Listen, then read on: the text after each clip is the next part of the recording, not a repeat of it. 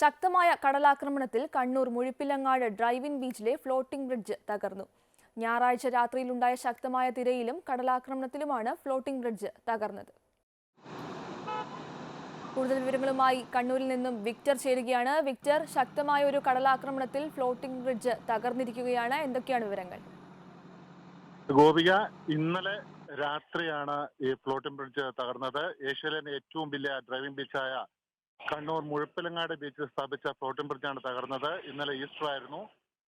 അതുകൊണ്ട് തന്നെ പ്രത്യേകിച്ച് ജനങ്ങളുള്ള സമയത്താണ് തകർന്നിരുന്നെങ്കിൽ വലിയ അപകടം ഉണ്ടാകുമായിരുന്നു എന്ന് വേണം കണക്കാക്കാൻ. മാത്രമല്ല, ഇന്നലെ ഉച്ചയോടുകൂടി തന്നെ കാലാവസ്ഥ നിരീക്ഷണ വകുപ്പ് ശക്തമായ തിര ഉണ്ടാകാൻ സാധ്യതയുള്ളത് കൊണ്ട് തന്നെ കടലിൽ ഇറങ്ങുന്നതും മത്സ്യബന്ധനത്തിന് പോകുന്നതും തടയുകയും ചെയ്തിരുന്നു. എന്തായാലും പല ഭാഗങ്ങളായി ചിന്നച്ചെതറി കിടക്കുകയാണ് ഇപ്പോൾ ഫ്ലോട്ടിംഗ് ബ്രിഡ്ജ്. ഇത് എസ്കലേറ്റർ ഉപയോഗിച്ചുകൊണ്ട് കരക്കടിപ്പിക്കാനുള്ള നടപടികൾ തുടർന്നുകൊണ്ട് ഇരിക്കുന്നു.